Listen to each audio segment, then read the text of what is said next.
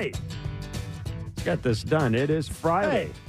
It is Blair. No, I mean, let's get it done. Let's get it done in a good way. It's not what you meant. Oh, yeah. No, it is, absolutely. It is a gorgeous Friday. I'm having a real good day. How nice is it Having outside? a real good day. Man alive, it's nice. It's great outside. Germany's leading Scotland. All is good with the world. Is that even a sport? It's a fair question. Yeah. Sure it is. Sure. No one watches it. Jesus. Is that a sport? I do love me some Dortmund. Yeah, That's I thought true. you'd be happy. You know, we still get. I was at this Canadian Baseball Hall of Fame function last night. Yeah. And How was it? it was good. It was Nice. great. And the inductions are tomorrow. If you're interested, get up to St. Mary's. It's a nice drive. Yeah, and it's we'll a be good there. time. We'll be there. Absolutely. And but anyhow, I had two people.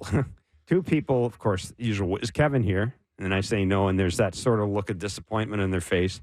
But then I had two people say, "Is Barker ever going to do Bundesliga picks again?" And I said no. I mean, it's just because it's just it outlived its uniqueness, I guess. Yeah, yeah, exactly. You know what that was? That was when I first got started in this business, and you would thought do anything. Well, no.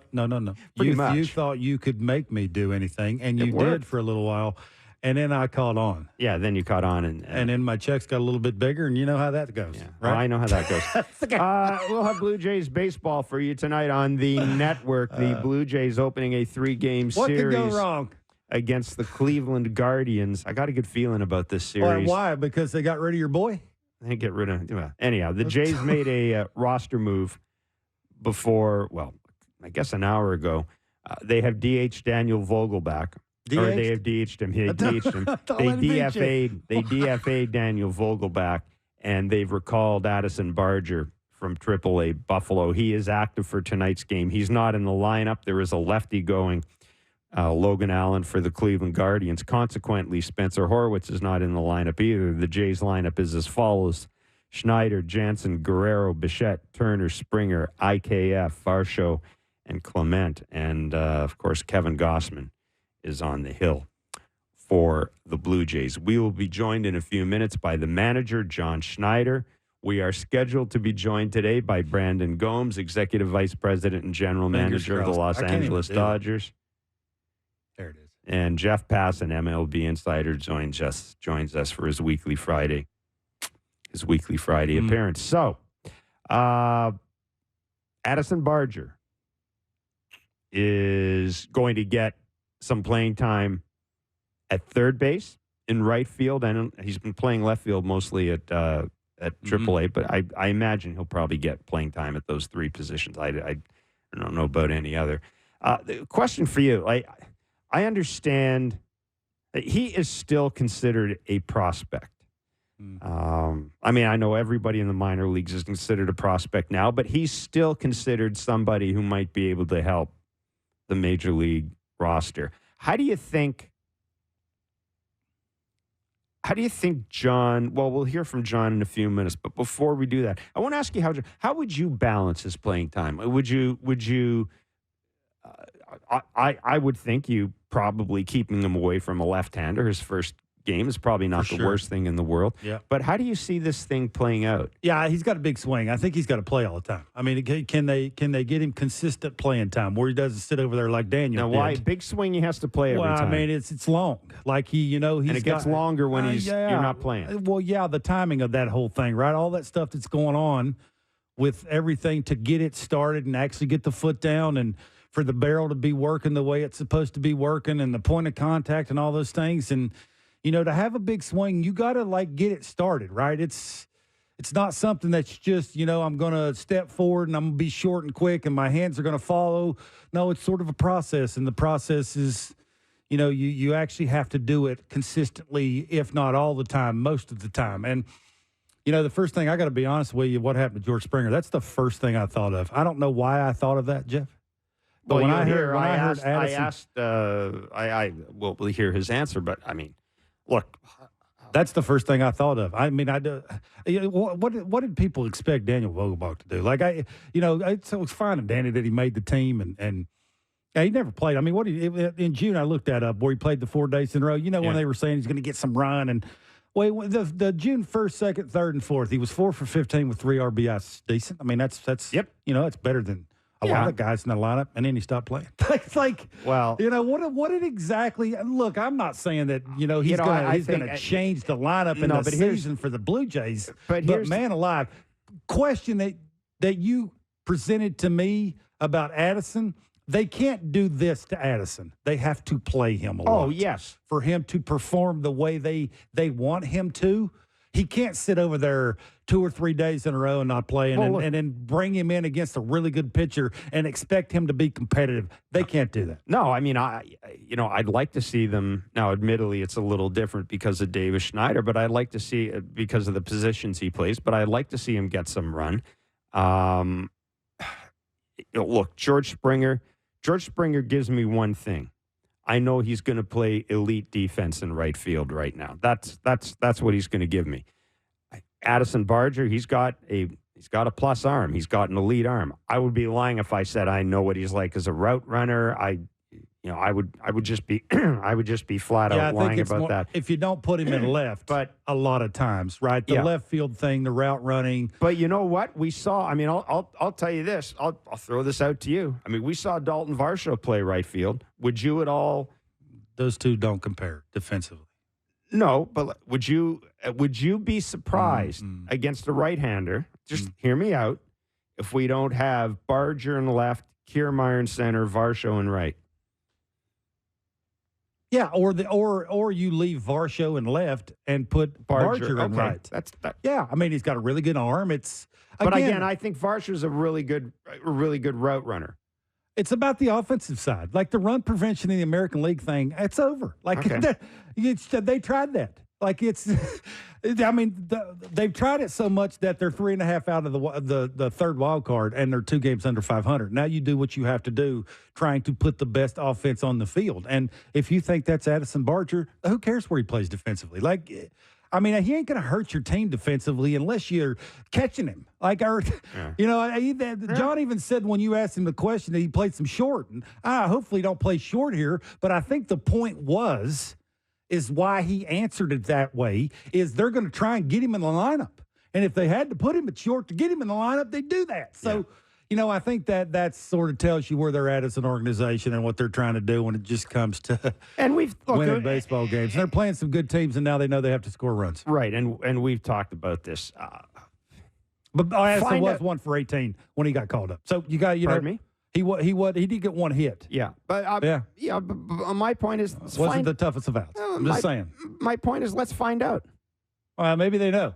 Let's find out what he's. I would rather take what he's going to give me than Daniel Vogelbach. Daniel Vogelbach, I'm not interested in investing any time in. I'm still shocked that Aurelvis Martinez, with his 15 homers and 45 RBIs and 842 OPS, is not in the big leagues. Why not? Addison Barger wasn't doing it. I'm not. I just don't think. I don't think they have a position. A lot of these guys don't. They're playing a lot of dudes out of position. Where are you going? Who cares? DH him, play him at second. Right, I don't care if he's got 12 errors at second base in the minor leagues. I don't care. I mean, you got the best coaches in the world here. He's got 15 homers and 45 RBIs. Your team doesn't score a ton of runs. Like you're trying again. Is he a prospect or not? We spent almost an entire hour talking about how pitching in the minor leagues isn't as good as it used to be. I mean, he's got 15 homers and 45 RBIs. You said why not? Let's see what he's got. Well, same would apply to the 22-year-old. No, because he's on a different level than Addison Barger. Why? Most people think he's a better prospect than Addison Barger. Even more reason to call him up. I disagree. Okay. Here's the. We don't know. I don't know what he's. I don't know. All I know is he wasn't. What was his hitting? We were looking. What's he hitting against right-handers? I know he's got 15 homers and 45 RBIs. What's he hitting against right-handed pitching? Like under 200? No, it's 220 or something. Again. When it comes to him, a bunch of dudes in the big leagues ain't hitting against righties. Fine, but when it comes to him, I'm gonna trust the people in the organization. I haven't seen him play. You've seen him play maybe a couple of. I have, yeah. I've watched more video than I have seen him live. Yeah. Yeah. Saw him at a batting cage in spring training a couple times. I'm going to trust them when it comes to this particular guy. Raw numbers would tell you that one guy probably deserved to get called up other than the other guy. It's never about deserving to be called up anymore. You know that as well as I do. Well, I don't like to hear it. But it's true. Well, it's I know not it about is, but I don't to be like, called up. Well, I don't like mean, that answer. Spencer Horwitz deserved to be called up a month ago, and that wasn't the case. So, you know that they've got their boxes to check off and everything. But again, my point is, I'm not going to say that I have any idea how good he is defensively. I'm just telling you what I hear. And what I hear is he's got a lot of work in him defensively. As soon as they moved Vladdy to third base for however many games he's played third, how good people are on the defensive side, nobody, I know that. He hasn't gone back, but I'm just telling you. Again, they're sticking people around in certain positions to get their bat in the lineup. This is what you have to do now. But again, I'm sure you're right. I know I'm right. They way overthought the Horwitz thing. You know they're going to overthink the Martinez thing. You know it, and I know it, and everybody else knows it. So that doesn't mean we don't have to like it, right? The 15 and 45 is kind of nice. That'd be nice hitting in the 7 or 8 hole. All righty. Well, we've had our say in this. Let's hear what the manager, John Schneider, has to say about the move today and about the Cleveland Guardians and other stuff. John, the team, thank you for joining us, first of all. The team made a move a couple hours ago, I guess, an hour ago. Daniel Vogelbach DFA'd and Addison Barger back up. Can you tell us what went into that decision and what your ideas are for Addison in terms of playing time? Yeah, I mean, first and foremost, just want to, just point out, thanking Bogey for everything he did. Kind of a team favorite in here, just with his professionalism, enthusiasm, kind of teammate he was. Obviously, it was tough runway for him. I think playing time wise, tried some things to kind of get him more involved, and kind of landed at a spot to where just having a little bit more versatility on our roster. And Bogey understood that today when we talked to him. And, he's a professional and, has been down this road before. But just, wanted to just say how much, how well liked he was in here and how he just went about things the right way. And in terms of Addy, I think, you'll see him in the outfield, you'll see him at third. It just kind of allows us to do a few more things and, maybe not tap into your bench so early or, have to make a two-player move if you are doing something or things like that, just with, the way he can run the bases and the positions he can play defensively. So I think you'll see him, third base, some right, some left, and hopefully there's a pretty good runway for him to be in there against right-handed pitching. John, with Addison, was there anything when he was sent down the first time that you guys asked him to change, adjust offensively to maybe give him a better chance to just be more competitive at the plate? Yeah, I think the first time he was up here, he was kind of going a little bit fast and probably got a little bit sped up like a lot of guys do their first time in the big leagues. And our message to him was, just continue to have, good at-bats. And I think he was probably trying to do a little bit too much when he was up the first time. So just kind of, staying within the strike zone, which is what he's done a better job of earlier in this year when he was in Buffalo, and then continue to do it again back when he was back there again. So pretty simple message. He has played more left field down there than, he has in the past. He's played some shortstop recently down there too. But from an offensive standpoint, we want him to be aggressive. We want him to, hit the ball hard like he has been. And again, it's not asking one guy to carry us or do anything that they're not accustomed to doing at that level, just to try to, have competitive, good at bats while they're up here. So the message is pretty simple. John, when we think of Addison, primarily for me at least, when I think of him defensively, I think of his arm. Where do you see that arm play? I understand a lot of things can change, but is that arm good enough to be an everyday right fielder's arm down the road? Yeah, I think so. I mean, I think everyday, right fielders, it's kind of, the prototypical guy with the strong arm. I think that could be said about any outfield position. I think that's kind of a lost art in today's game with outfielders throwing the ball.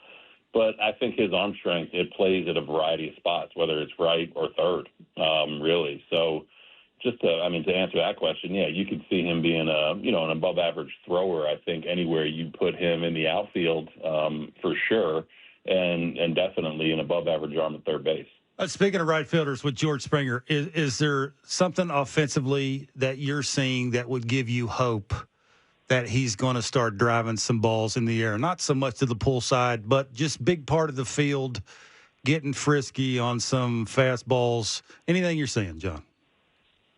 Yeah, I mean, I like he's being aggressive, and at times it's been, we've had to tone him down a little bit to where when we moved him out of the leadoff spot, it was, hey, we want you to get the ball in the air, pull side. He's hitting the ball hard, and I think that not so much worrying about getting the ball in the air to left. I think that comes with pitch selection, but just really, I think watching him getting more intentful swings off is kind of what we've been talking about, what he's been working on. So, there's been a handful just on the last road trip, handful of lineouts to short, lineouts to right, lineouts to left. Those are encouraging signs. And again, I think that's been our main message to him. And once you hit the ball, you can't steer it. We all know that. But, the message to George has been just continue to try to take good, intentful, aggressive swings on pitches that you can handle. Wherever it goes, it goes. Oh, you mentioned leadoff hitter, and Spencer Horwitz has been leading off a couple of times for you. What have you liked so far that you've seen from him offensively? And on the defensive side, it looks like Johnny's not going to hurt you tame. What have you liked on that side of the ball? Yeah, offensively, I mean, it's been consistent at bats, whether it's in a leadoff spot or somewhere else. I think that, again, like Addy, he's been up here before, and I think being a little bit more comfortable has helped him. And, I think that over time you'll see him drive the ball a little bit. I think teams will start to adjust how they pitch him, like they do every young hitter. And then it's up to him to make the adjustment back. So I think just, the way he can control the zone is always going to be a big thing for him. And, I think once teams kind of start to realize that, it's then how does he flip his approach, according to how he's going to be pitched. So that part has been encouraging, looking for him to get into good counts and hopefully drive the ball a little bit. And then defensively, been really pleasantly surprised with him at second. That was the message we got from the staff in AAA. And, so far it's been kind of what we expected, and he's continuing to work at it every day with Carlos. And, you got to give him credit for really busting it in the minor leagues to make himself a viable option to play second. John, your lineup's facing a lefty and Logan Allen tonight. Is there something that you're seeing 1 through 9 in your lineup against lefties that you think if, sort of maybe your lineup would buy into something, maybe a little different approach against a lefty that could sort of, make it a little bit easier for them to string together some hits and score more runs against those left-handed pitchers?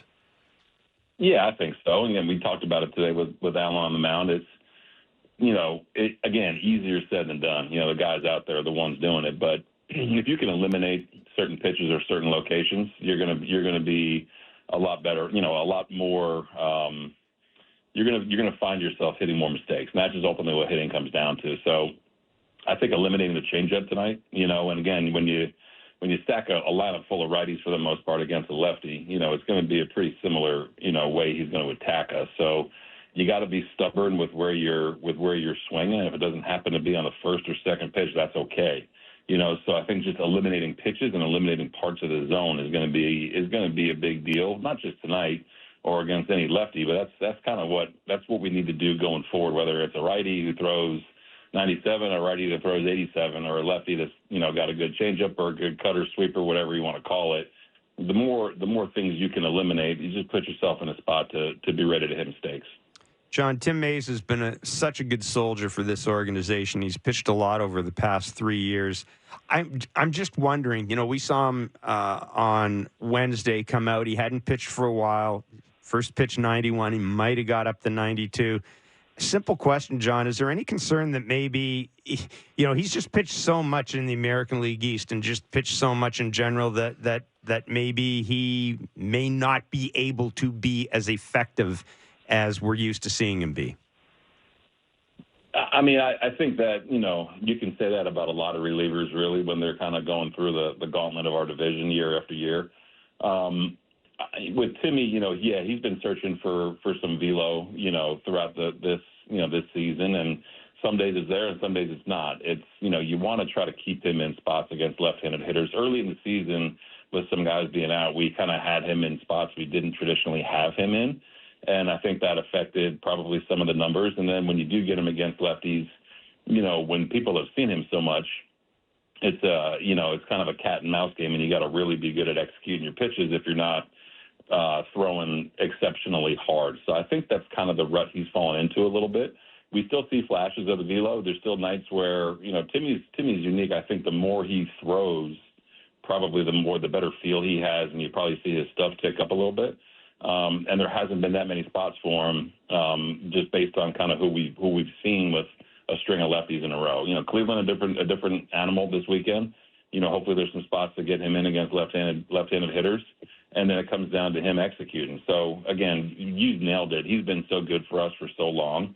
It's a guy that you kind of just, you trust because of what he's done, and then you have to hope that trust then, kind of turns into some confidence and turns into some better outings for Timmy. But there's definitely signs there, and, hopefully he can get on a good little roll. What do you think Kevin has to do well tonight to work through the Cleveland Guardians lineup to give your lineup a chance to win a game?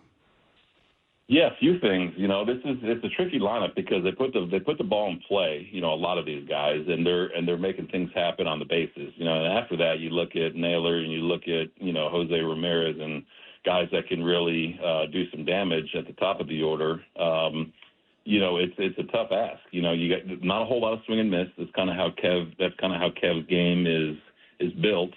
And then, if guys are on base, you got to do a good job of the running game. They're going to play with their hair on fire. They're going to force the issue on the bases, so you got to be aware of what they're doing as well. So I do think, Kev tonight with the new sinker will be a good pitch for him. And against teams like this, it's you got to convert outs when the outs are given to you on the ground or in the air, and take your shot at strikeouts against guys that are going to try to do damage. So it's a tough one where each hitter kind of poses a little bit of a different puzzle to solve, if you will. And then if they are on, you got to be aware of what they're trying to do on the bases.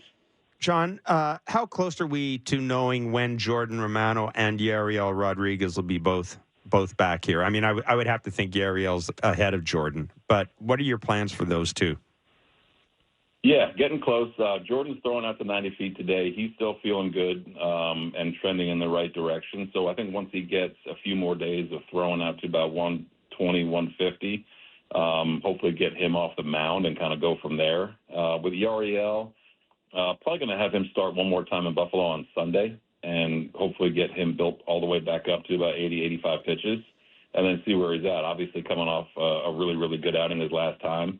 And, looking at where his innings are in the year, looking at where we kind of broadly want them to end on the season, keeping him stretched out as a, kind of as a bona fide starter is probably the way we're leaning right now. So he'll do one more outing on Sunday, and we'll go from there. Last one, John. With Bowden's last start, what did you like from it? What do you think maybe he could do a little different to build off of and be a little bit better, just to get a little deeper in game? I think that's what you're searching for, right, is for him to go maybe 5+ instead of somewhere around that 4-inning mark. Yeah, for sure. I thought he did a good job of locating his – he didn't really have his curveball early, and I thought he did a good job of using his split and his slider. And his fastball, it was put in better places than it was the outing before. That's basically what it comes down to. And with Bowden, too, I think – not your traditional starter, kind of more of that bulk guy. And a lot of it is going to depend on the score. When we took him out, I believe it was 2-0. And the score will dictate kind of the leash that we give him, really, in terms of how much length he can provide. So those games are tricky. You want to try to score as much as you can. We know that's been inconsistent at times. But I like the way Bowden executed and used all of his pitches his last outing for sure. John, we're going to let you run. I know you've got a game to get ready for tonight. Go get him. And thanks for this, as always. Thanks, John. Thanks, fellas. Appreciate it. Talk soon. Buddy. All right, so there you go. You heard from the skipper, John Schneider. 7:07 first pitch, or is it 7:10? I can't remember anymore. 7. It's never been 10. It wasn't it? Mm-hmm. Anyhow, Cleveland Guardians and Blue Jays at the Rogers Center. So it's pretty apparent, I think, that Saturday's starter will be Bowden Francis. One would think Yariel Rodriguez is going to get another start in Buffalo. It also sounds it's pretty clear that they look at him as a starter now. Who, Bowden? Yariel Rodriguez absolutely. when he comes up. Yep. When he comes up. Mm-hmm. And Jordan Romano, he's playing catch right now. He's throwing. Sounds to me like could be a ways away. Let's talk about Tim Mesa before we take a break.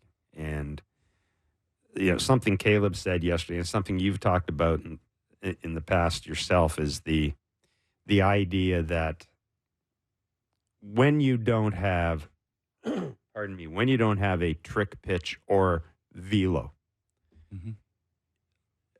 eventually there's just so much videotape on you out there. Not just videotape. Guys have seen you so often that it's not as if you become useless. I wouldn't say that, but it's almost to the point where you think if you're Tim Mesa, not to a gunfight. It would be nice to go to the National League and maybe they haven't seen you as much. Yeah, they've got videotape and everything, but you got to go see it actually. Right? Exactly. Yeah, you could work through a few more parts of the lineup against those lefties, and it's hard. Look, because we said, he has been a stud for them. He's taken the ball.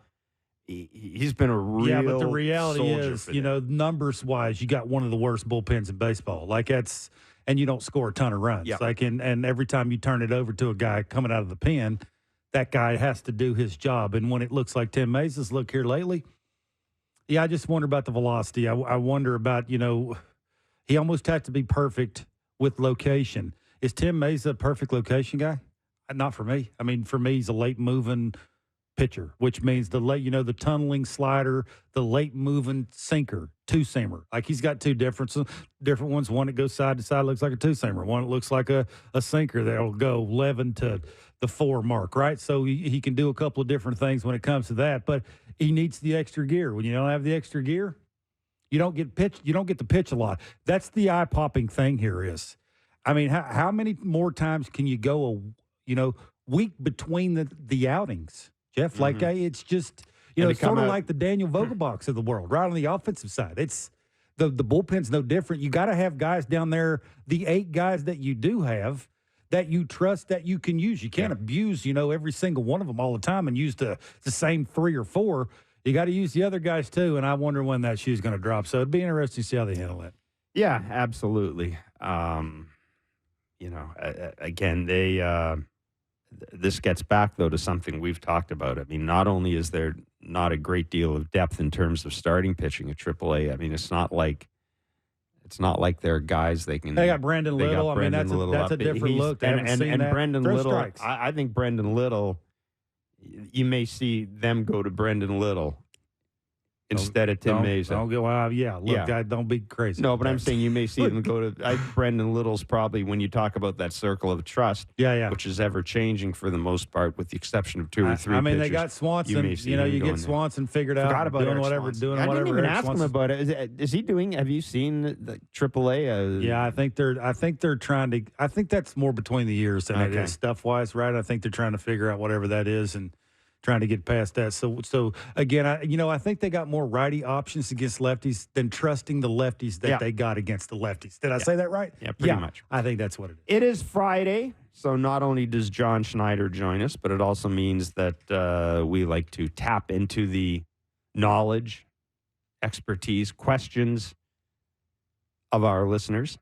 So we go to the back leg line. The number is 416-413-3959. Got questions, comments for myself or Kevin? Mostly for Kevin. Again, 416-413-3959. We've got tickets to give away to see the Jays and Red Sox at the Rogers Center.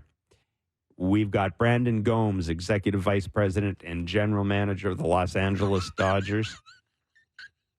That's for you, Mark. And we've got Jeff Passan, MLB Insider with ESPN. That was me. It's a great Friday. It is. Great outside. It's beautiful. It's a great Friday. After you watch this show, everybody go outside. Pretty much. Absolutely. That's what I'm going to be doing. Me too. It's Blair and Barker on Sportsnet 590 The Fan and Sportsnet. All right, welcome back to Blair and Barker. Our technical director, Derek Brandeo, just mentioning Adam Dunn out of the blue. I played with him. Of course he did. That was when J.P. Ricciardi had his own show on this station. How'd that go? That was really good. It was really good. You know what we should do? You know where I'm going with this. Do you think we should have the Ross Atkins show? I think you should take those calls. Okay, 416-413-3959 is the back leg line. Over-cackified. 416-413-3959 is the Never back gets leg old. line, and that is your chance to leave questions, comments, jokes, recipes for Kevin Barker. Jay and Barry, he called up the back leg line. He's our lucky winner today. I was just doing some math, and I was looking Oh, at here the we lost production us for already. Bo and Vlad. Bo currently, if he keeps up the current trend for the season and plays all the remaining games, he'll end up with like 10 home runs and 69 RBIs. Vlad will only be 16 home runs and 72 RBIs. So my question is, don't you think it's inevitable if they perform like that for the rest of the season that they will be gone after next year into free agency? I just don't see how the Jays could reward them with big contracts with this type of performance.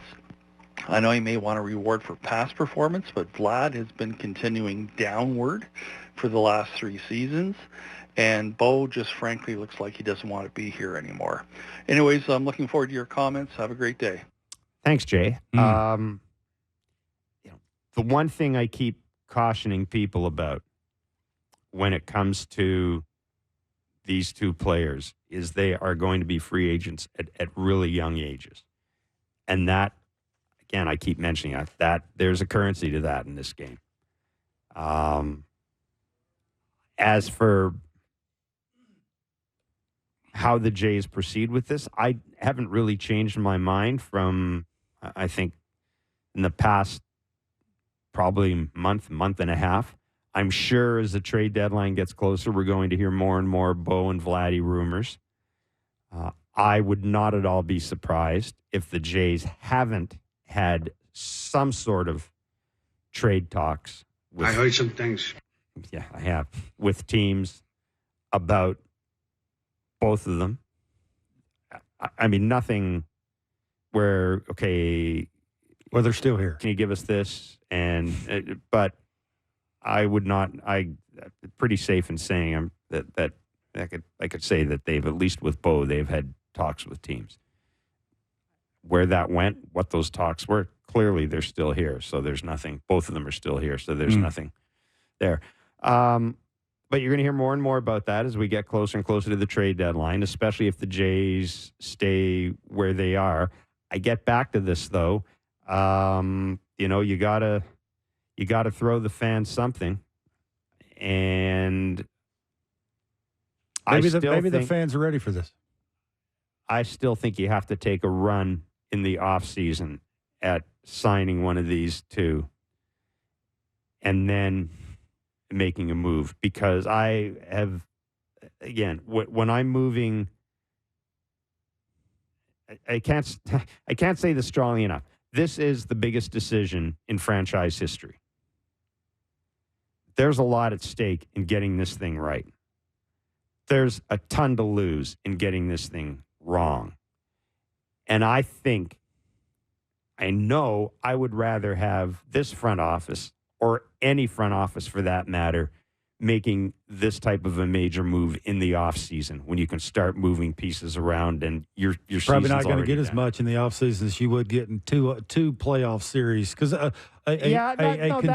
contending team is getting one of those two, or both of them, not a stinky team. Like that don't make no sense. Again, you're going to get more for them if you trade them at the deadline this year, not in the offseason. Or if you trade them in the offseason, you will have a bigger market, because in the offseason, well, you're only getting them for a year. Contention. I mean, you're only getting them for a year. I'm assuming if you're going to give up that much for one of them or both of them, you're going to think about trying to re-sign them. Yeah, again, right? though, if you do this in the offseason, you open it to more teams. You said it's the biggest move in franchise history. Yeah. You would think you'd want to get the most you possibly can. I think for either or both. And I think you do that. You can't do that. I think you do during the season this year. No, not it. I would don't with think that so. you're getting two postseasons.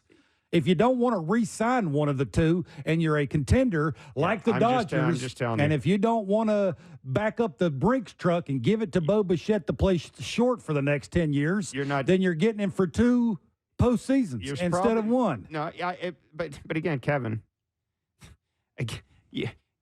there aren't going to be as many teams interested in trading for Bo and Vladdy. You said this all the time. You know, the way I look at guys, a team's prospects is not the way everybody else looks at them. It's no different about this. You get the right team, it only takes one team. I mean, not everybody's going to – that caller's right. They're having not good seasons. Combined 11 homers and 58 RBIs. They're not having good years. Let me ask you this. Let's not lie about it. Yeah. Well, all right. I'm not going to go around and around in this. I got my point of view on it. You've got your point of view on it. I'm saying if you were going to do it, you should do it. I also find it interesting. You know, Ben Nicholson-Smith tweeted out something last night. Folks Jay season ticket holders are being asked to pony up their first payment before the trade deadline. What do you think of that? What's that mean, you think? I don't know. I don't. Frankly, I don't. Should you read anything into that? I'm not going to. But if I guarantee you there are season ticket holders who are wondering, okay, if I commit now, does that mean you're blowing this up? You're blowing this up, or does that mean if I commit now, you're going to be extra aggressive? I don't know. I really don't. But when it comes to Bo and Vladdy, again, you got 2 months of TV. I agree. 2.5 months of TV. I will say nothing's not an option anymore. I just don't. I really do believe that. No, nothing. You're right. Yeah, I really do believe that. You're right. But that was the case last year, and it was the case the year before. That's off season stuff. And again, I think if you've got here's where this team is. You're running out of room with your starting pitchers because they're getting old. Yeah. And their contracts are expiring. You're not going to have Yusei Kikuchi. You're not going to have Danny Jansen. Next year, you're going to need another catcher if you don't sign Danny Jansen because you're not going with Alejandro Kirk. So you're going to need another catcher. You got to figure out what to do with George Springer. If Jordan Romano doesn't come back, the guy closing for you right now, he's a free agent. There's a lot to do. And I think I would rather do that in the offseason. I'd rather do all of it in the offseason when I can move stuff around. I can move money around. I have a better idea on what Elvis Martinez is. I have a better idea on what Addison Barger is. I've had a whole year of Davis Schneider. So that's just me. It's entirely possible that this front office goes and trades one of those two guys in the in season, and then tries to sign the other guy in the offseason.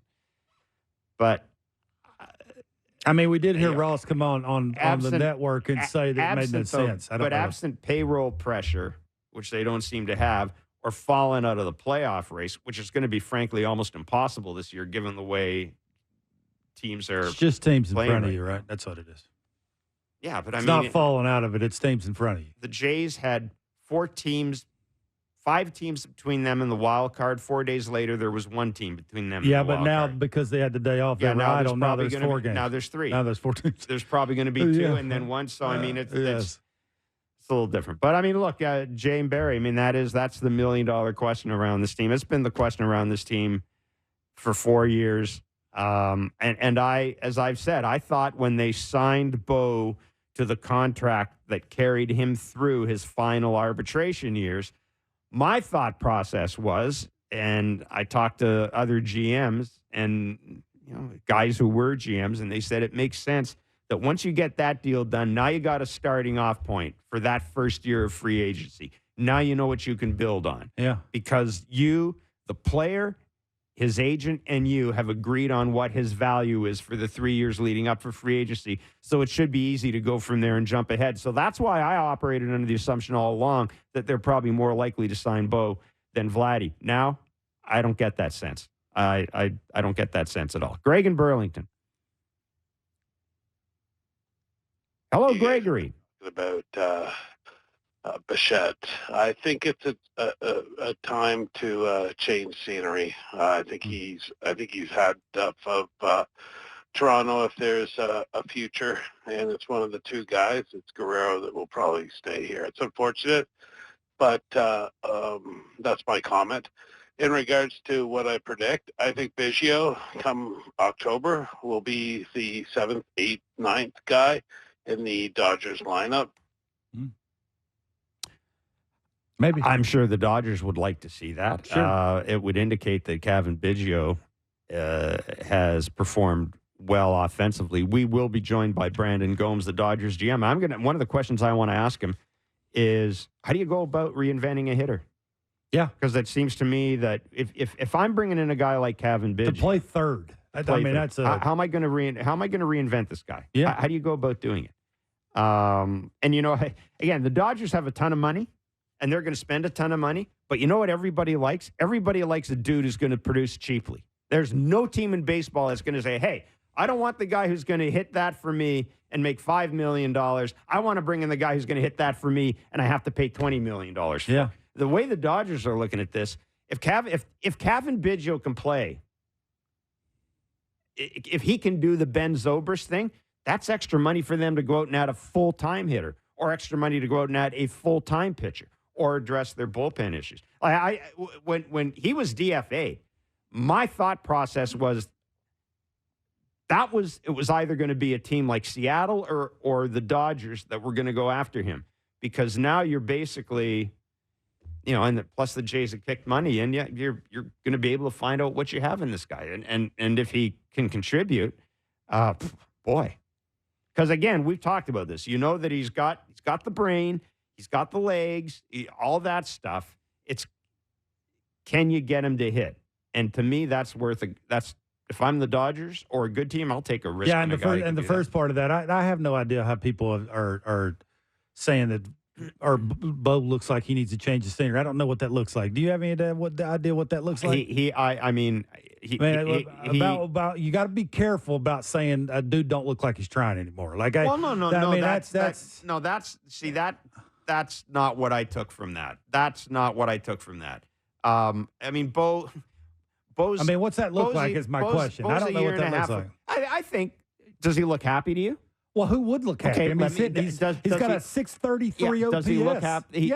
Would you be happy? No. But do you get the sense that do you get the sense that there's this overwhelming positive vibe around him? I get the sense there's a couple guys in the middle of that order that thought in the offseason that they were getting a lot of help to make a serious run at this. Some help. I think those guys. Well, they were going after Ohtani. Then you basically got nothing else. Kevin, no offense to Turner. Kevin, but no offense. No offense. Trust me. I think Bo and Vladdy probably. I think we'd be.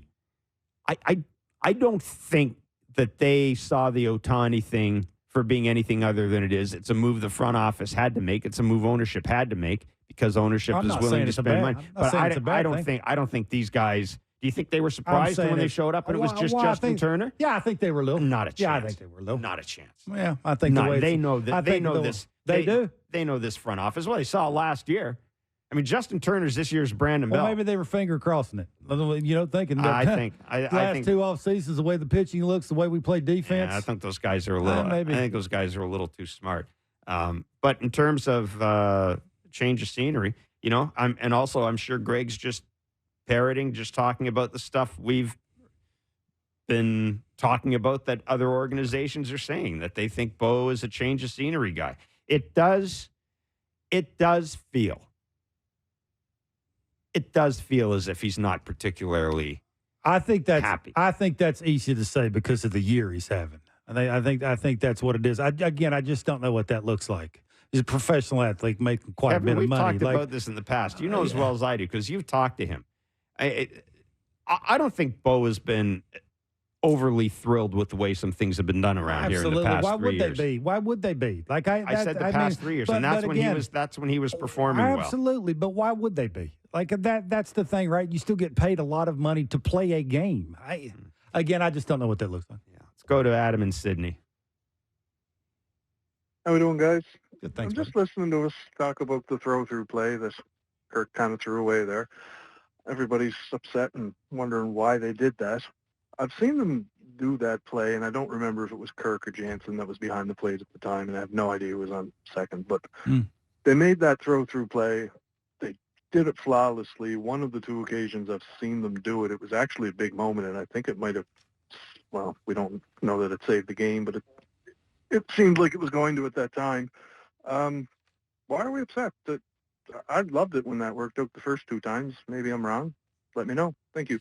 I mean, I'll turn it over to Kevin. The batter at the plate, the two dudes on base, and the fact that you're forcing a guy who is not a very good thrower. You're putting the game in his hands, I think, more than you need to. That's the way I look at it. Do you trust Pop against the hitter or Kirk making the throw I to trust Pop against the hitter. to a moving target? Yeah. I know what my answer simple. is. Again, they've done that, but not against the Brewers. I mean, that's how the Brewers win games. They run all over the place. They put pressure on defenses to make the perfect play. That play has to end up perfectly. Yeah. Like it has to be a perfect throw to IKF.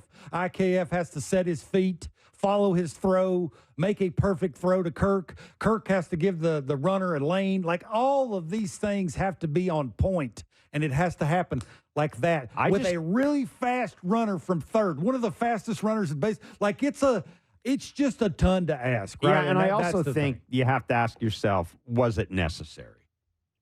I don't think it was necessary. 2 outs with Contreras up, righty. You know, you got a pretty good plan about how to try and get him out. I understand he might be their best hitter, but still, he's having a tough day at the plate, right? I mean, if you just don't make the boneheaded throw, if you're the pitcher, you're probably going to get him out at second and third. You have the lead still. The bottom line for me, it better work, and it didn't. That's what I do. The bottom line for me is, other than I don't really want to put the game in Kirk's hands at any stage. Here's the reality. I also just think that the timing was it wasn't just not necessary. If you're a manager managing a lineup that doesn't score a lot of runs, you have to almost be perfect. For me, right there, that's not the perfect play. Yeah, that's really well said. I don't think we can put it any other way. And it's a fair assessment, but just the situation and what your lineup's not doing, man, alive. I mean, just think if you take 2 out of 3 against the Brewers, we're having a different conversation. Like it's a different thought. Yeah.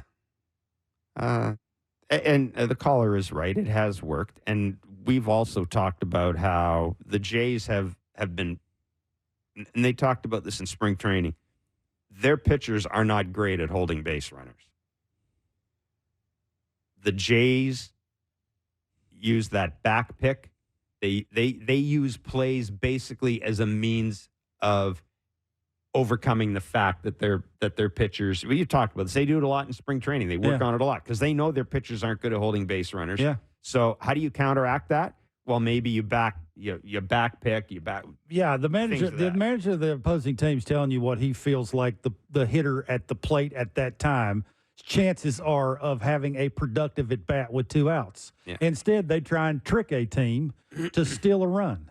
Like that's sort of what the Brewers do, right? And that's why they're in first place. So for me, I mean, it was a no-brainer, but obviously for some it wasn't. It's really one of those. It's one of those things. I admire the aggressive. No, I don't. I was going to say I admire the aggressiveness of John Schneider in that play, but I just don't. I just don't want that. Don't want that play being made. There you go. But you're right. If it's made, yeah, that's one of the best plays we've seen this year. If you're going to put it on, better be good. Better be good. Yeah. And there, as Caleb Joseph said yesterday, there was a bunch of things about that, the way that play developed, the positioning of IKF, all that. It's hard to make a perfect throw with speed never slumps. That the old saying, you got 2 really fast guys on. Everything that you do with the ball in your hand has to be perfect. If it's not, you lose. We've got chances for you to see the Jays and Red Sox at the Rogers Center. We've got Jeff Passan. And next, we have Brandon Gomes. He's Executive VP and General Manager of the Los Angeles Dodgers. It's Blair and Barker on Sportsnet 590, The Fan and Sportsnet. All right. Welcome back to Blair and Barker for Friday. A reminder, by the way, that this weekend is the induction weekend for the Canadian Baseball Hall of Fame in St. Mary's. Congratulations to Russell Martin, Ashley Stevenson, Rod Heisler, Paul Godfrey, Howard Burney, and Jimmy Key. They will be inducted on Saturday afternoon. Buck Martinez also being honored as winner of the 2023 Jack Graney Award. So congratulations to all of them. And I know they've got a big golf tournament going on right now. It's probably over by this point in time, so I hope that everybody's enjoying themselves. And again, if you've got time tomorrow, head out to St. Mary's. It's a great opportunity to rub elbows and shoulders with some of the big names in Canadian baseball. So again, congratulations to all of them, and we wish them the most important thing on induction day, nice weather. Mm-hmm. Brandon Gomes is Executive Vice President and General Manager of the Los Angeles Dodgers. We're very pleased that he joins us on Blair and Barker. Brandon, thank you so much for doing this today. We trust that you're keeping well. I don't want to waste your time, so obviously we've got a lot of things we want to talk to you about. Just initially, I want to start out, though, by talking about Cavan Biggio and what you guys saw and see in Cavan Biggio, and to kind of expand on that a little bit. When you acquire a player who has been in another organization for a long time, how do you go about evaluating what you need to do to maybe make him a better hitter or fit into what you need him to be for you? Yeah, I think, first of all, thanks for having me, guys. I appreciate it. When looking at Cavan, and it's somebody that, we have watched from afar for a while and just know, he's just a really good, smart baseball player, excellent athlete, and does a lot of the little things well. And obviously incredibly versatile defensively, which we value. And, as we were just looking at our roster and Muncy being out longer than expected, we felt like getting a left-handed hitter that could play third base would be helpful for just the lineup construction and knowing, he's been with Toronto, who's obviously a great organization. There are times where, basically if Cavan just continues to do what he's done his career offensively, it's a good fit for us. And sometimes, if it's happened to us guys going elsewhere, sometimes just getting in a different environment and hearing some other thoughts can be helpful. So, we don't have anything, glaring on our end, but it's, there's a lot of times that guys can just benefit from a change of scenery, and knowing that the floor of Cavan just being an excellent all-around baseball player that brings real defensive value, we felt like it was a great fit with, some offensive upside as we get to know him and we get him in with our coaches. Brad, I don't want to give away trade secrets, but is there a certain amount of time before you would actually go to a player that you bring in season that you would go to them and say, hey, would you mind trying maybe this, or move around? I don't know what the little tweak would be, but is there a window, a time frame that you give them a little bit of, we got to see you in action first before we actually walk up to you and say whatever we want to say to get you to do what I think we want you to do to make you a better player?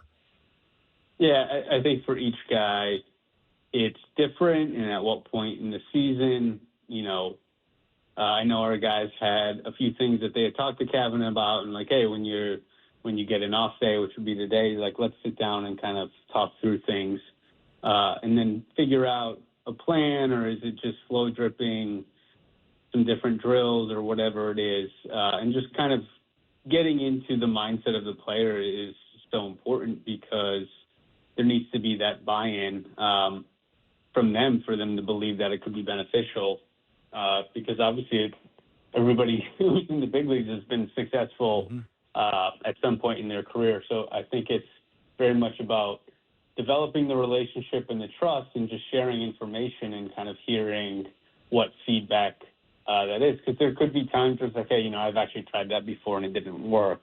And that context is helpful too, so that you're not just spinning your wheels. So I think there's, a time and place to get work done in during the season while you're going out there and competing. And it's probably more of a slow drip than a big change when you're in the season, because the big change is obviously incredibly challenging when you're going out and facing major league stuff that guys are featuring these days.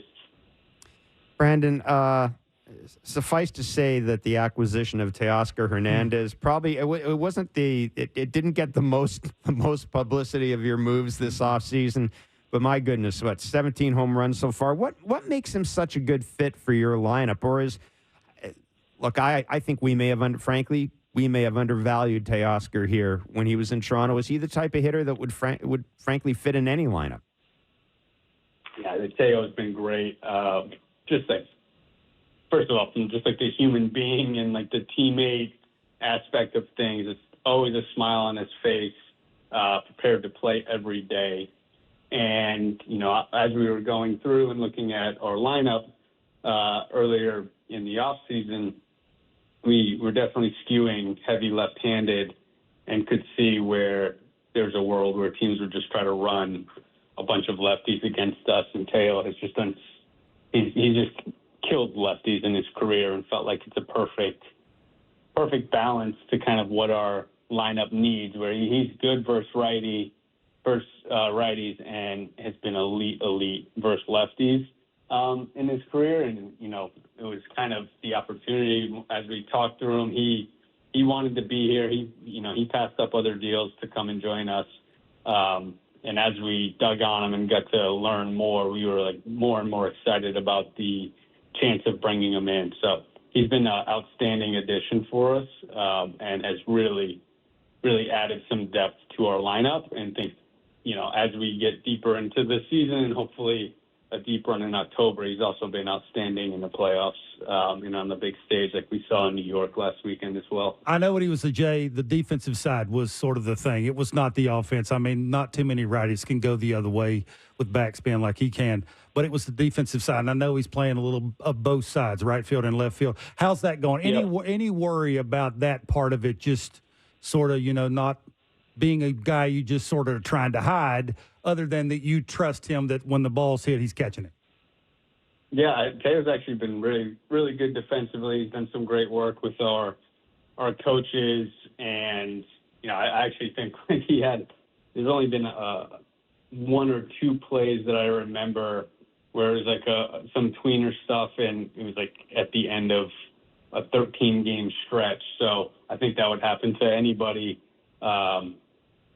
Anybody we have, but he's been outstanding defensively. The work, his attention to detail, overall, like I said, could not be more pleased with the package on both sides of the ball.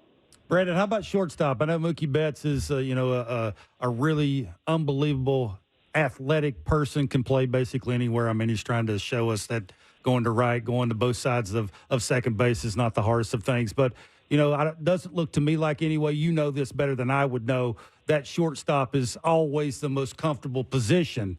And I would think that would be a part of interest where when the trade deadline comes around, that would be something that you guys would be thinking about. Is there any interest in, say, a guy like Bichette or, somebody else that maybe you could move, Mookie around where Mookie is more comfortable and get the best player out of Mookie?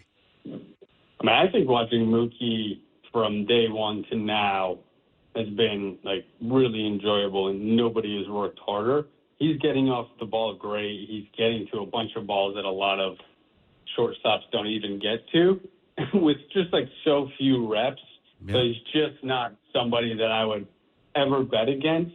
It's elite work ethic. The instincts are amazing. And to be honest, he just hasn't had that many games. So, hopefully we keep playing good baseball, and getting Mookie out there and getting him comfortable is just the best thing for the Dodgers right now. And he is up for the challenge. And actually, we've been very pleased with how it's all played out, and think that it's only going to continue to improve. And he has the ability to be like an above average defensive shortstop as well. In conversation with Brandon Gomes on Blair and Barker.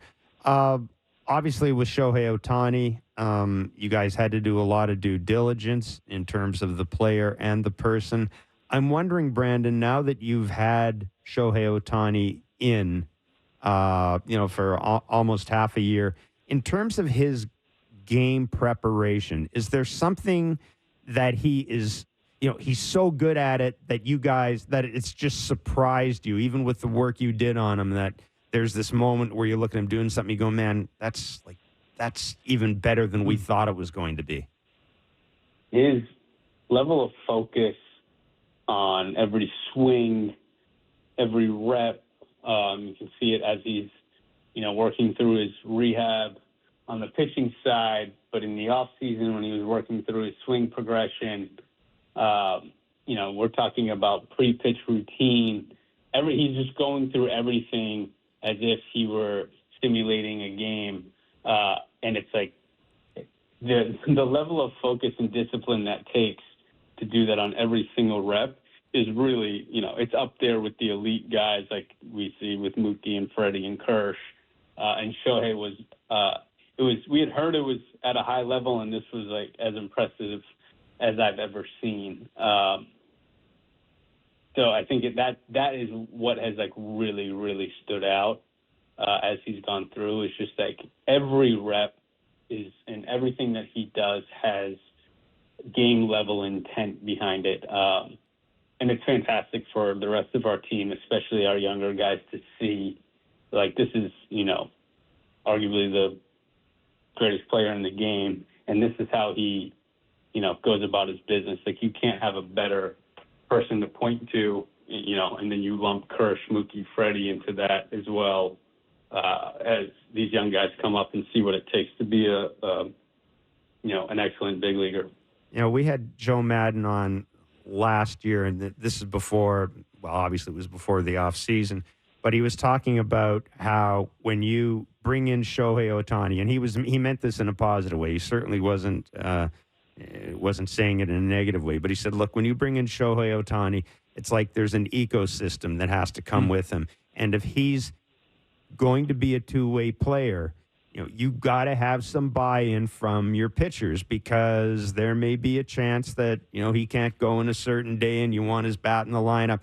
And I wondered, Brandon, if getting Shohei in your environment while he's just a hitter and is gradually rehabbing towards pitching again, do you think that might make it a little easier for the other guys, the other pitchers, because they're going to know this guy now, right? They've been around him for a year. Sure, they've only been around for him for a year as a hitter, but they know what he's about. They know the type of teammate he is. It just might, if there has to be a little bit of give, it might make it a little easier. Yeah, I'm not sure. What I do know is that the culture that Doc and the coaches have created is that our guys know that everything we're doing is, to win a World Series. And it's well thought out.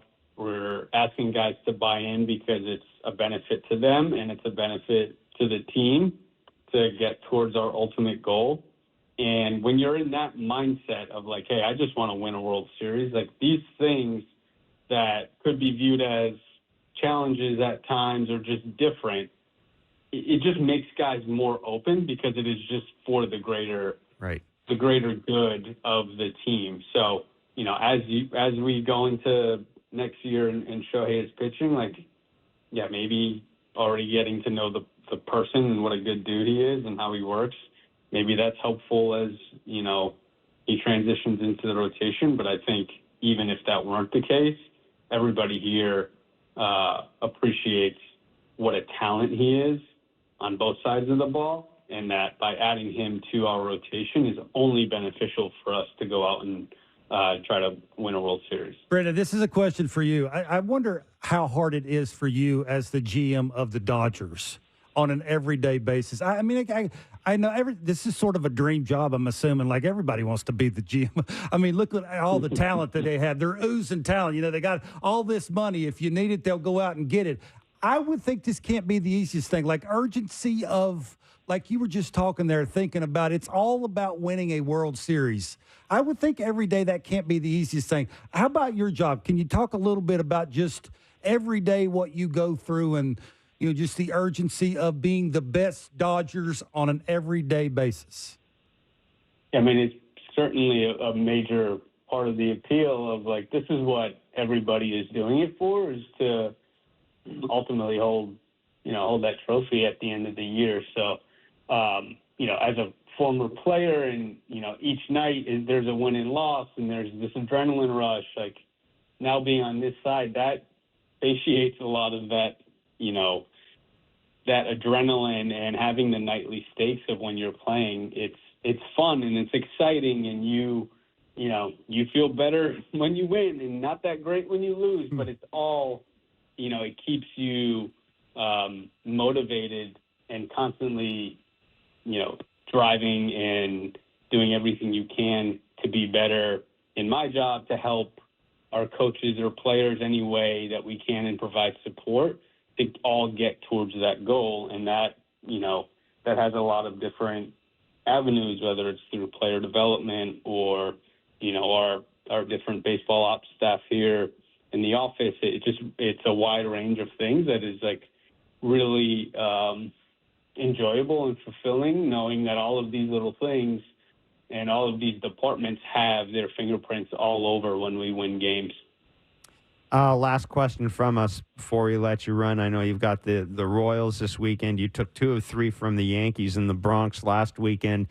I know every game is important, but I've got to think that playing the Yankees in the Bronx, did you get the sense that your players maybe looked at it as a little bit of a measuring stick? I think anytime, that atmosphere, Yankee Stadium, and, having fans that into it is always exciting. And there's, it's tough to match a playoff atmosphere, but those times get close and there's real intensity. And you saw on both sides, guys throwing harder than they have all year. There's just a different level of focus. And I think our guys really enjoy that. And, there's superstars on both sides of the ball. So guys are constantly going to be, going out there, and just maybe there's just that little more, that tick more adrenaline that makes you a tick more dialed, and you get over that fatigue of we had a crazy East Coast, come back for 3 days, back to the East Coast trip, and you get over that stuff. So I think those series are fun, and I'm sure our guys, they're going about it in the same way as like, hey, this is another series that we're just trying to win. But I think when the fans bring that level of intensity and atmosphere, it's only natural to get more hyped up and kind of lock in to tick more than you would otherwise. Brandon, really good of you to join us today. Thanks, man. That's terrific tremendous. insight. Thank you so much. It's awesome. Appreciate it. Yep. Be well. Good luck. Thanks. Brandon Gomes, Executive VP and General Manager of the Los Angeles Dodgers. So, yeah, it's a dream job, but I would think the urgency of you got to need go get it. Like no matter what month it is, it needs to be fixed and fixed in a hurry. That part of it I think is like can't be the when you put your head on the pillow at night and you're thinking about how can I get a left-handed third baseman. That's not going to cost me a ton. That is a work in progress. And the interesting part about that day off and having a conversation with Cavan about the offensive side. That just tells you all you need to know about the urgency. The offensive side for Cavan's just not good enough. I mean, I love the person. I love the baseball IQ. The offensive side, with him trying to stay a big leaguer, is not good enough. And Brandon told you that without actually telling you that. So for them just to actually be having the conversation on a day off about, just getting his thoughts and where he's at. Has he tried this before? If you haven't tried this, the sooner we get here.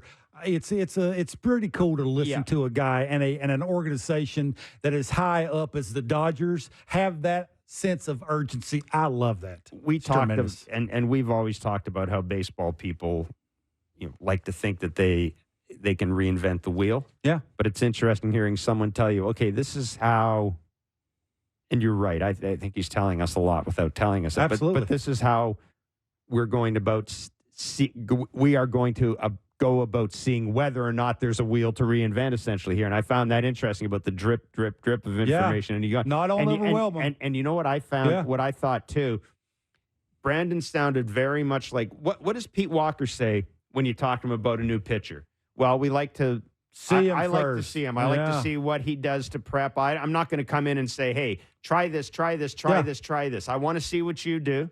And then we'll sit down, we'll have a discussion. And I found that I found that interesting, that similar approach with Cavan. Like, we're not going to bring you in. You got to do this. It's okay. Why are you doing that? Try this. And I love that Brandon said, there's a chance the guys said, I already tried change that. the scenery. I like that too. When he said change the scenery, it made me think about the two. Yeah. The guy that plays short and the guy that plays. Nice try. Well, I tried. No, nice try. I tried to throw it in there. Nice try. I knew he wasn't gonna because they frown on that, right?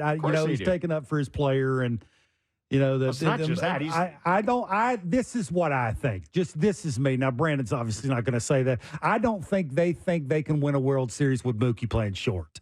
I think that will be fixed. Are they going to tell that to the Blair and Barker show in Toronto when, the name that's been thrown around to play short is the dude playing short for the Blue Jays? Absolutely not. But I had to ask. Yeah, I had to throw it in there, and hopefully he would. I was going to ask and eventually. Hopefully he would, let it slip, but he didn't. I mean, look, they are trying to fix the fringes. Yeah. How do you do that? But you know what? The other thing, too. That's not the easiest. The other thing, too, if you're Brandon Gomes, you got to play the game. And you've got to let people think that you're fine with Mookie Betts as shortstop because you don't want to make it seem like you're, we got to go out and get another shortstop. Yeah. The issue for the issue for the Dodgers is twofold. One, it's Max Muncy's health, but they've also at some point they've got to come to a decision about Gavin Lux. Like they have to. I think they already have. I think they have too. I think they have too. And this is the issue. That in any trade talk with any team, they're going to try to unload Gavin Lux on that. Yeah. See what it was is whenever Brandon was talking about Mookie, he said about the work ethic of him trying to be a better shortstop. He didn't mention on the offensive side of the ball, and that's the part, right? Sort of his offense, I don't want to say has fallen off, but it has gotten a little, to where I would think they're starting to think, is it because he's working too hard on the defensive side and not paying attention to what he's doing offensively? So that's me. We've been giving you the chance to win Blue Jays tickets all season long here in Blair and Barker. All you have to do to win tickets to see the Red Sox in this occasion is text the correct answer to our daily baseball trivia question to 59590. Our last trivia question was, before becoming an MLB coach and eventually a manager, this infielder bookended his career with the Blue Jays and played one season with Boston in 2009 before retiring after the 2011 season. The answer was Chris Woodward. I didn't get that, just kind of blanked out on that. Today's question is to win tickets to see the Jays and Red Sox at the Rogers Center on June 18th. Former Blue Jays and Red Sox manager John Farrell, one of my favorites, reportedly suffered a dislocated jaw while trying to restrain which Blue Jays relief pitcher from going after an umpire during the 2011 season. Again, former Blue Jays and Red Sox manager John Farrell reportedly suffered a dislocated jaw while trying to restrain which Blue Jays relief pitcher from going after an umpire during the 2011 season. You were in here when Mark brought this in. I kind of got the answer.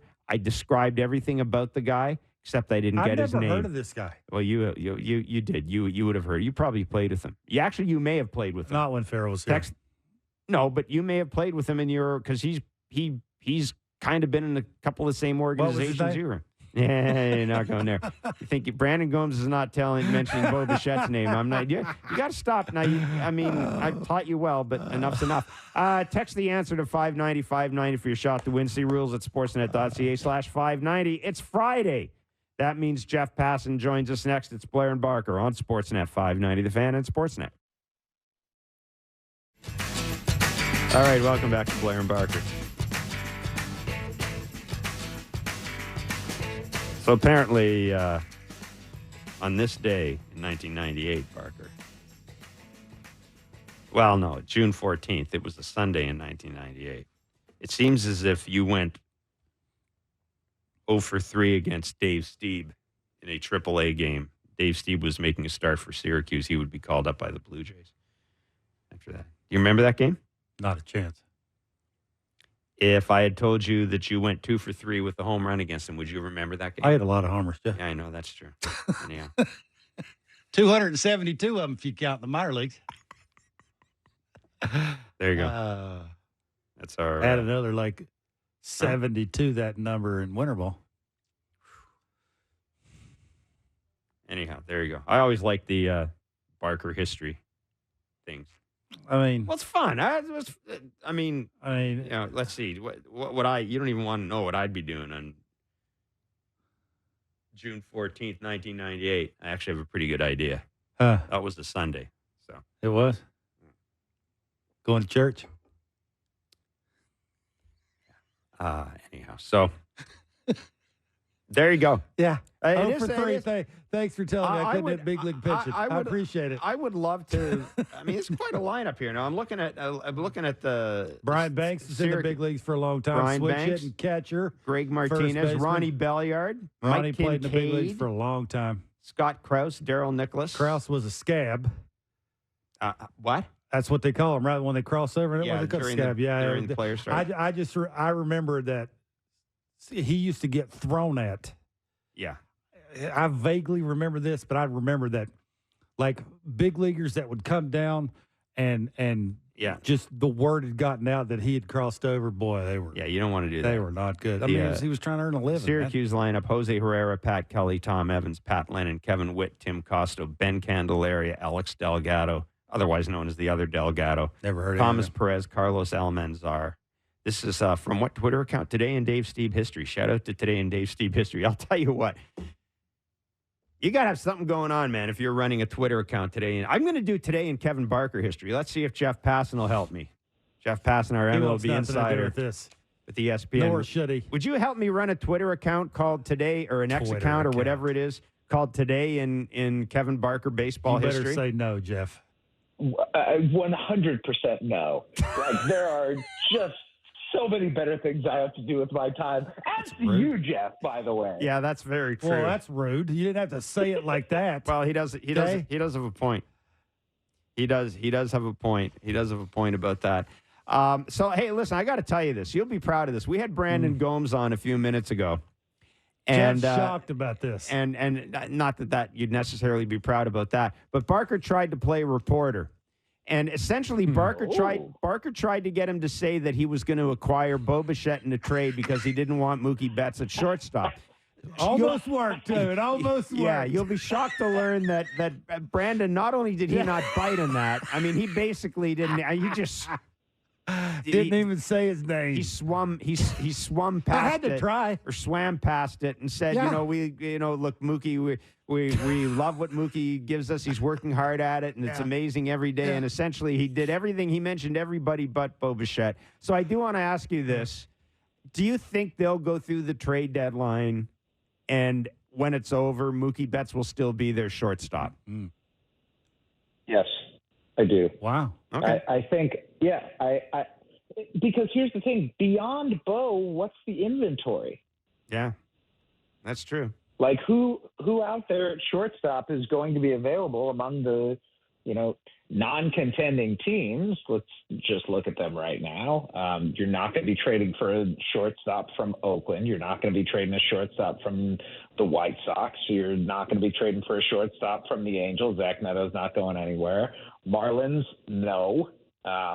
Rockies, Ezekiel Tovar just signed an extension. It's like Bo or bust. And so this question, I think, is more, do you think the Toronto Blue Jays will trade Bo Bichette to the Los Angeles Dodgers? Okay, I'll ask you, should they trade Bo Bichette? Let's flip that on its end. Should they trade him? I'm not there yet. I think it is eminently reasonable for the Blue Jays to play this thing out until July 20th and see where they are then. That being said, if you go and look at the Blue Jays this season, I believe they played 22 series. They've won 8 of them. They've lost 10 of them, and they've split 4 of them. That does not tend to portend the sort of team that is going to be buying or holding when it comes to July. But I still think there's enough talent, and it's going to be very interesting to see what this lineup looks like without Daniel Vogelbach and Cavan Biggio in it, and with Davis Schneider and Spencer Horwitz seemingly getting more full-time at bats. These are guys who have produced not just at the minor league level, but at the big league level now. And so they need Bo Bichette to be Bo Bichette. and he just has not been that guy yet. And I understand that there have been some flashes recently, but it's still not the guy who, a lot of people around baseball, myself included, thought was going to win multiple batting titles and have 200 hits a year. It just doesn't look like the same guy. Okay, I don't know why this just popped in my head, but when I looked down at my sheet that I knew you were coming on and I wanted to ask you questions, the one team and the one question I wanted to ask you, at the end of the season, who do you think has a better record, the Tigers or the Jays, and does it matter? Huh? I don't know why that popped in my head, but it just did because of sort of where the Tigers are at and sort of where the Jays are at. And would that be a slap in the face if the Tigers end up with a better record than the Jays do? You have a hatred for A.J. Hinch or what? I don't really, one way or the other. All right. Sorry, let me come out and say this. I actually picked the Tigers to win the Central this year. I was very bullish on the Tigers. And I was bullish on the Tigers because I thought Spencer Torkelson was going to follow up his very good second half this year. Well, he's in the minor leagues now. And I thought Colt Keith was going to hit, and I can't check this right now, but he might have the worst OPS among regulars in baseball. But Riley Green is really good, and Kerry Carpenter is really good, and they can pitch, man. Tariq Skubal might be the best pitcher in baseball right now. Mm-hmm. Like, that's not an exaggeration. He's got a sub-2 ERA. He doesn't walk anyone, striking out dudes all over the place. He's really good. I will be super curious, and I think that the answer to this will inform your question, and it's why I'm filibustering and avoiding it. I want to know what they do with Jack Flaherty at the trade deadline. Me too. If they hold on to Jack Flaherty, I think they do finish with a better record, yes. If they don't, then I think it's probably a no. Okay. Did we learn anything at all from that Dodgers Yankee series over the weekend? Yeah, that I want to see more of it. Yeah. And that if they were to face off in the World Series, that would be awesome because they're two teams with a bunch of really good baseball players. And, the Dodgers took 2 out of 3 and sort of it's not like they established themselves because they're the Dodgers because they've got the highest payroll in baseball, but they waltzed in against the Yankees and they took care of business. And the Yankees had seemingly been like an unbeatable machine in recent weeks. And I just saw them this week in Kansas City. They're really good, man. They are really good. They can hit. Their starting pitching has been, to me, the most impressive part of it all. And I didn't even see Luis Gil here, but the fact that they, have put Cody Poteet into the rotation with Clark Schmidt on the injured list and Garrett Cole about to come back right now. And even Cody Poteet's been good. I think I saw Sarah Lang's either yesterday or the day before. The Yankee starters have lasted at least 4 innings in every game this season. That's pretty freaking impressive. Yeah, that is not a blow up start at all over 2+ months of baseball. That is really, really difficult to do. So their starting pitching has been, the most impressive thing to me. And then when you have arguably the 2 best hitters in baseball in Aaron Judge and Juan Soto back to back in the lineup, it just makes for a really difficult time for any pitcher who's going up against them. Yeah. Sorry, Jeff. The Yankees are so good right now. I've forgotten about the Orioles. And the question I think for you is, what do the Orioles have to do for me to remember them again? And that's what it is, I think. I think they're perfectly happy to fly under the radar right now because come October, they are going to be dangerous. That lineup is nasty, and I think they probably need another starting pitcher. But I'll tell you, Cole Irvin has a sub-3 ERA this year. Grayson Rodriguez is really good. Corbin Burns looks like himself. So even with Dean Kramer on the injured list and Tyler Wells needing Tommy John and John Means needing Tommy John, they're able to call up Kate Povich from AAA. This is a guy who they got a couple of years ago in the Jorge Lopez deal when it was almost like the proto Josh Hader trade. Lopez had been really good for the Orioles, who were surprising, and they went out and traded him. Well, you get Cade Povich coming back, and he's going to be a rotation fixture, a left-hander who's mid-90s with his fastball for years to come, and that's how you build a great team, guys. It's not an accident that the Orioles are where they are. They are very good at evaluating. They are very good at drafting. They are very good at developing. And they just have this pipeline coming through that almost seems unfair, but is the product of good work. And anyone who's going to hate on the Orioles for that, by saying, oh, they had high draft pick. No, they got Gunnar Henderson in the second round. Mm-hmm. Every team in baseball passed on Gunnar Henderson. Yep. Every single team. So I don't want to hear about the high draft picks. They do high draft picks well. They do second and third round draft picks well. They do late round draft picks well. They do international well with Sam Basayo and others. They do trades well. The Orioles are a well-run machine right now and illustrative of what happens when you have a front office and a system of coaching that works really well together. They're a no-brainer pin arm away from Brandon Hyde in the playoffs, being able to stay out of the way. That's the most important part out of all this.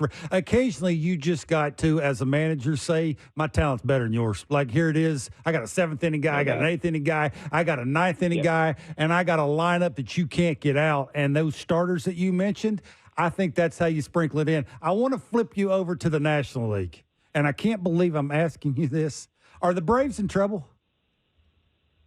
It might be. It's the first time anyone's asked me that where I've said that. I've just, up until this point, I have been like, okay, they'll figure it out. They'll figure it out. Well, it's the middle of June and no one's hitting. And it's so weird, isn't it? Yeah. That this team that had the highest slugging percentage over a full season of any team in baseball history, they slugged over 500 last year, as one guy who has an OPS over 750, and that's Marcell Ozuna. Austin Riley, no. Ozzie Albies, no. Matt Olson, no. Michael Harris, no. Ronald Acuna Jr. is out. It's, Sean Murphy, who's been hurt for a lot of the year, no. Like, we can go on and on, but they just haven't done it this year. And I'm not gonna turn my back on the Braves by any means. I picked them to win the World Series this year. They still have Max Fried, even though Spencer Strider's out in their rotation. They still have Chris Sale. They still have Charlie Morton. Like, they've got guys, but the offense is a problem right now, and they got some stuff to figure out. Jeff, one of the teams that I think people have been focusing on and trying to figure out where they may go at the trade deadline is the Houston Astros. Yeah. And, we've heard about their owner being committed to not tearing it down. Does what they did today with Jose Abreu, does that give us any hint one way or another as to which direction they may be leaning? Or is that just, swallowing $30 million? Is that different from sort of what you need to do at the trade deadline? Well, I think that what that tells me is they're still trying to win this year. Mm-hmm. If they feel like Jose Abreu is taking up a roster spot and they're willing to take a $30 million hit to free it up, then hey, get rid of your underperforming players. And it's been very interesting seeing the response to that from up in your neck of the woods, vis-a-vis George Springer. Right. Different situation. That's a lot of money with George Springer, a lot though. More money. It is. A lot. It is. It's and look, what would it be at this point? 60-something million? You're right there. Yeah. 64, 65 million, something like that. It's not happening. Right? It's not going to happen, but it's frustrating nevertheless to have this guy who, when he came in, you saw him as a foundational piece, and he just has not performed up to the level that his contract suggests he needs to. So I don't think that the Astros are anywhere near punting yet, and I'm not sure that it's in Jim Crane's head that that's even a possibility, but look, the record is what the record is. And the Astros are lucky that the Mariners haven't run away with the division and that the Rangers have been, frankly, just about as mediocre as Houston has. Speaking of the Mariners, should we talk about the Mariners more? Yes. Yeah. The Mariners are a bat away from being frightening in the playoffs. Ooh. And maybe a bat and a half. Maybe a guy in the middle of the lineup and then a guy toward the bottom who can provide more production. But the Mariners' rotation is what I thought the Blue Jays' rotation a couple of years ago was going to be. It's just really, really good, and it's scary how hard all of them throw. Luis Castillo, 96 to 99. Logan Gilbert, 95 to 98. George Kirby, 95-98. Bryce Miller, 94-98. Brian Wu, who's got the best ERA among the bunch, 94-97. Like, it's just all big donkeys throwing big fastballs with good off-speed stuff, and they don't walk guys. So the starting pitching is there. The bullpen needs a little help, but I think this should suggest to you guys the way that the Mariners, at least internally, view themselves. They have a pitcher who they drafted, and I believe in the 13th round last year, named Logan Evans. And he shows up, and, they make a couple of tweaks, and all of a sudden this guy who in college was like 92 is hitting 97, topping out at 100+. And he goes to Double-A this year, just like skips everything, goes to Double-A and has like a low 1 ERA. I believe last I checked his last 2, it might now be 3 outings. The first one was 2 innings. The next one was 1 inning. The Mariners, it looks like, are taking their best pitching prospect, a guy who has a chance to be in a rotation for years to come, and converting him to a reliever to bring him up and let him eat in the major leagues this season. That tells me that the Mariners feel like they need to be all in right now, because if their pitching is healthy, you need to take advantage of healthy pitching when you can. And it's why I think they're going to be, if not the most aggressive team at this trade deadline, then certainly among the most aggressive teams, because they understand that, there's not a lot of distance between them and being a scary out in the American League. Yeah, and it's not like their general manager's afraid to pull the trigger in a deal. Nope. I mean, let's be clear. They might be Dipoto proof, Jeff. They might be. Yeah, it's. I don't know if it's going to be a fun deadline, but it will be an interesting one. It will for sure. Jeff, we appreciate your time as always, my friend. Be well. Cavan Barker, fact of the day. Cavan Barker never played in a major league game on June 12th. Wow. June 12th. That's awesome. There you go.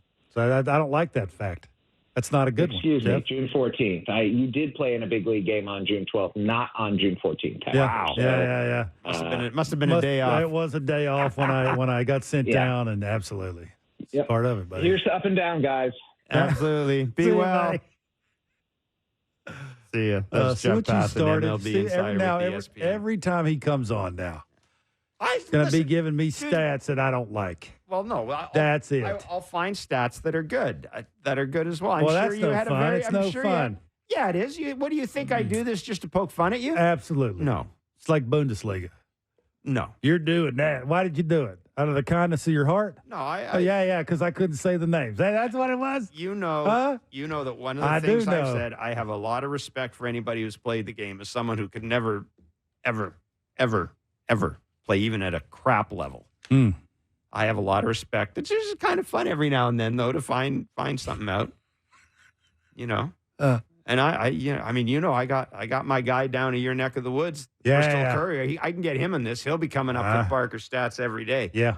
He goes deep. He goes to like your high school. He's got your high school record there. I didn't do bad things in high school. No, you were pretty. That was good. Two-way, Ohtani. Be afraid, dude. No hitter and getting it singing. Yeah. I'm also Friday nights, boy. You were Here I come. Were you a good basketball player? I was fast. I was short. Huh? So, no, I was real short. I didn't hit my growth spurt until sophomore year of college. I was like 5'9", 5'10". You were quarterback in high school. I was, but that's because I was fast and left-handed and could outrun everybody. And did you guys play a wishbone?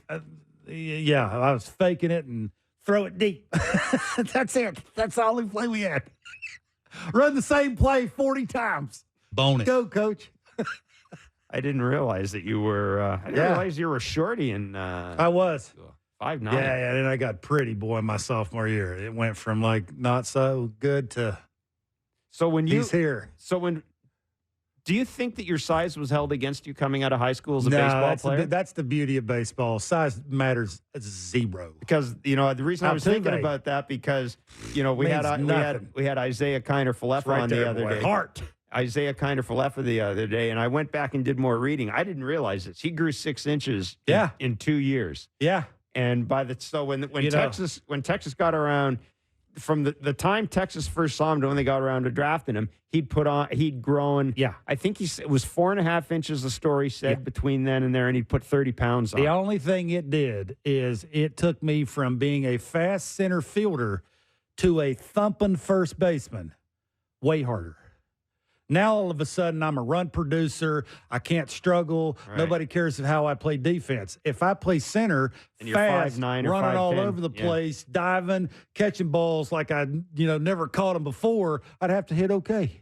Like you could stay in the big leagues for 30 years and just be an okay hitter. Well, you could have been, you could have, that's actually true. Absolutely. It's actually true. So that 4 inches of just pure beauty destroyed me, boy. So, hit my growth spurt late, and then all of a sudden some scout showed up and was like, oh, look at that. You're no longer, that's what the Brewers did. You're no longer a center fielder. You're going to play first. Thanks. Yeah, you stay hot. I thought you liked the move to first base. Well, again, when I played numbers matter. It wasn't tooting hard hit percentage. It was how many balls you hit in the seats.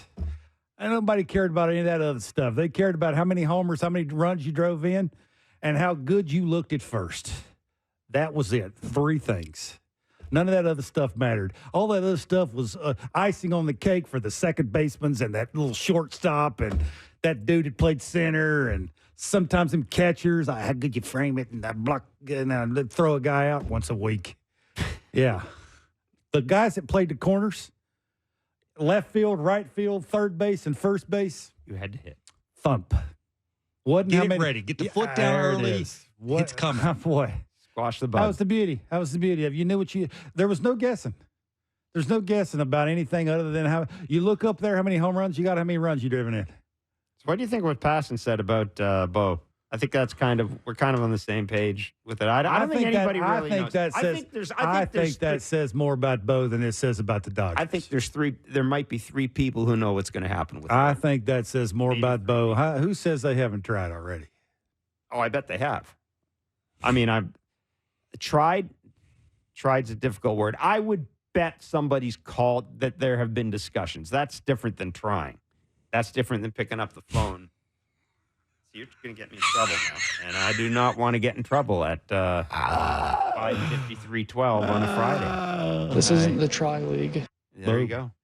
I don't want to get in trouble for that at all. You've gotten soft, I'll tell you that. Little age on you. And Logan Allen tonight, going on 6 days. They don't like the ball. They don't like the ball in, so I wouldn't look there. 6 days matter. Extra days rest matter. Logan's not great. He's got a really good changeup. Does it change the way you approach a guy as a hitter if you know he's on extra rest? Absolutely not. I know he's going to overthrow probably. I'm probably going to zone up, look right down the middle more.